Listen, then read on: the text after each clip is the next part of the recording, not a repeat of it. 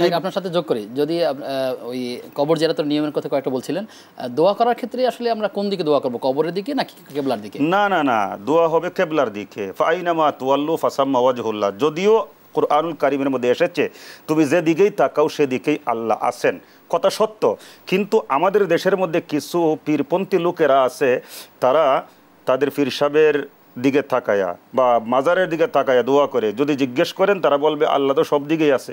কিন্তু আল্লাহ সব দিকেই আছে, তাইলে তোমার অন্য দিকে ঘুরে দোয়া করতে সমস্যাটা কি? এই দিকে কেন? আসলে তাদের কথা সুন্দর, মানে নিয়তটা কিন্তু সুন্দর না।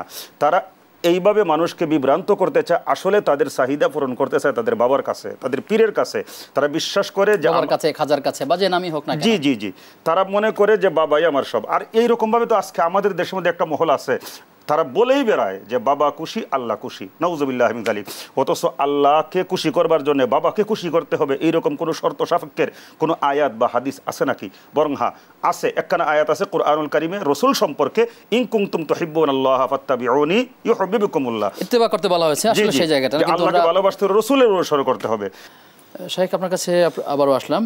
আপনি আমাদেরকে জানাবেন যে আমরা অনেক সময় দেখি অনেক মানুষ যখন কোনো কবরস্থানের কাছে যায়, বিশেষ কোনো ব্যক্তির কবরের কাছে, তখন কি কবরের যেখানে তার মূল জায়গাটা, সেখানে কাউকে বেদিতে কেউ এরকম হাত দিয়ে সালাম করে, চুম্বন করে, কাউকে দেখা যায় যে সেজদা করে, আবার কোনো কবরকে দেখা যায় যে সামনে যায় এরপর আবার পিছনভাবে ব্যাক করে আসতে হয়। ব্যাপারে ইসলামী শরিয়া কি বলে? এই ব্যাপারে কুরআনুল কারীমে সুন্দর বিধান আছে, ওয়াইজা হুইয়িতুম বিতাহিয়াতিন ফাহাইয়ু বিআহসানা মিনহা আও রুদ্দুহা।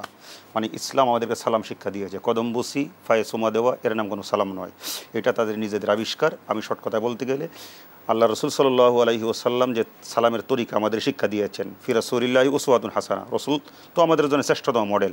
রসুল সাহাবায়ে কেরামদেরকে আসসালামু আলাইকুম, সাহাবায়ে কেরামগণ ওয়ালাইকুম আসসালাম, আসসালামু আলাইকুম রহমতুল্লাহ, ওয়ালাইকুম আসসালাম রহমতুল্লাহ, এইভাবে সালামের আদান প্রদান করেছেন।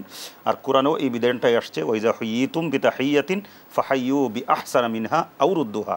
তোমরা যখন একজন আরেকজনকে সালাম দিবা, তুমি তোমার ভাইকে সালামের এই শান্তির বার্তার উত্তরটা সুন্দরভাবে দাও, পারলে আরেকটু বাড়াইয়া দাও। তো এই ব্যাপারে হাদিসের মধ্যে আসছে, একজন আসসালামু আলাইকুম বলছে, ওয়ালাইকুম আসসালাম রহমতুল্লাহ, আসসালামু আলাইকুম রহমতুল্লাহ, ওয়ালাইকুম আসসালাম রহমতুল্লাহি ওয়া বারাকাতুহু। এতটুকু। কদম বসির কোনো বিধান নাই। এইটা হচ্ছে আবেগে তারা অতি সম্মানের একটা পন্থা আবিষ্কার করছে, ইসলামের সাথে এর কোনো সম্পর্ক। কদম বসি না, জাস্ট এই যে সালামে কবরকে বেদিতে স্পর্শ করে মুখের কাছে চুম্বন দেওয়া, না এটা এরকম সিজদা দেওয়াটা কি আসলে স্পষ্ট হারাম, এটা শিরিক। সিজদা তো আল্লাহ ছাড়া কেউ পাবে না। আল্লাহ নিজে বলছেন ওয়া মান ইউশরিক বিল্লাহি ফাকাদ হারামাল্লাহু আলাইহিল জান্নাহ, যে শিরিক করবে তার জন্য জান্নাত হারাম। তো ঈমানদার যারা, তাদের উচিত হচ্ছে আল্লাহকে খুশি করা এবং জান্নাত পাওয়ার জন্য চেষ্টা করা। এই জন্যে সিজদা দেওয়া তো অবশ্যই যাবে না, সিজদা স্পষ্ট হারাম। এক কথায় আল্লাহ ছাড়া কাউকে সিজদা দেওয়া যায় না, সে যেই হোক। মুহাম্মদুর রাসূলুল্লাহ সাল্লাল্লাহু আলাইহি ওয়াসাল্লাম, ওনার চাইতে তো জমিনের মধ্যে শ্রেষ্ঠতম আর কেউ ছিলেন না এবং আসবেন না। সাহাবায়ে কেরামগণ সেই রাসূলকে সবচেয়ে বেশি সম্মান করছেন।